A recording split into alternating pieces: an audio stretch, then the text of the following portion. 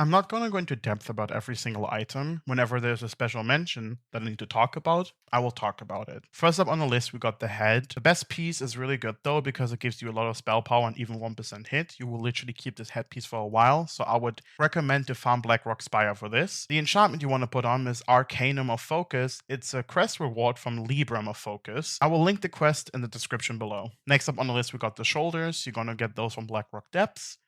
Other alternatives are also listed below.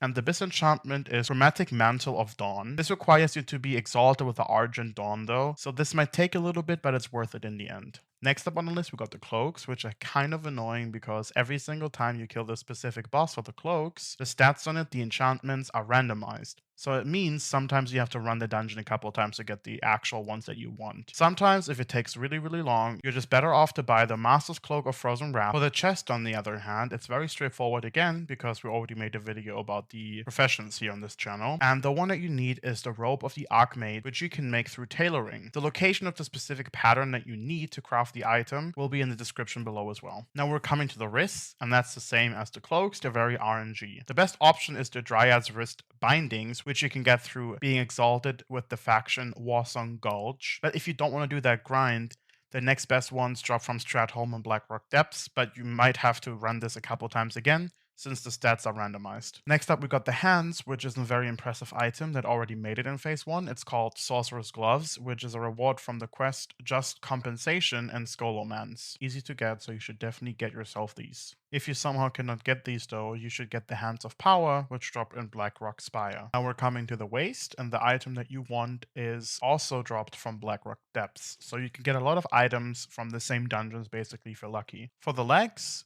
the best ones are from PvP, but if you don't play PvP, you can just get the Skyshroud leggings that also drop from Blackrock Spire. For the enchantment, you will get the Arcanum of Focus from the quest Libram of Focus. As you can see, I didn't mention any other enchantments for the other items because they're very straightforward and normal. For the feet, on the other hand, the PvP ones are still the best, but this comes down to the set bonus, which provides a massively 23 spell power. These boots are also incredibly strong by themselves, so it's kind of worth to get into PvP, but if you, like I said, don't play it, you can get the Master's Boots of Frozen Wrath. Next up, we got the neck, very straightforward. Next up, we got the rings, and there's another one that got added in phase 1. It's a blue ring that's even better than the purple one, so you should definitely get the rune instead of the freezing band, but both are still very, very good. Another nice thing for mages is that Draconic Infused Emblem got added in phase 1. This will only be used for the active though, so you will use the active and then you will swap back to Briarwood Reed and Eye of the Beast.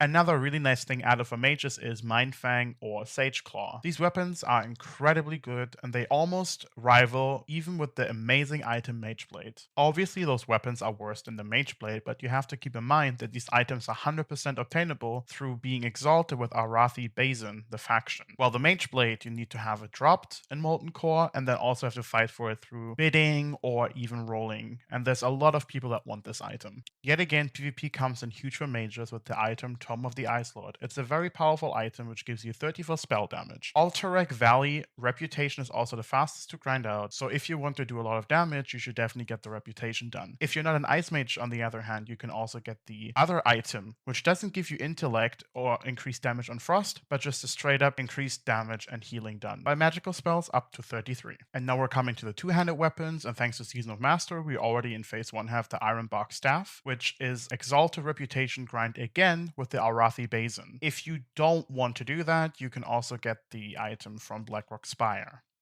And now we're getting to the wands, which is also very straightforward. PvP does a huge thing again, with Wand of the Biting Cold coming as a very strong wand. Simply enough, it just gives most spell damage and it's easy to get. Remember to also pick up Ice Fairy Wand while leveling. It will do the job done until you get the PvP quest reward, and you can get this wand easily once you're level 30. From the quest, Mage's Wand in Dustwellow Marsh.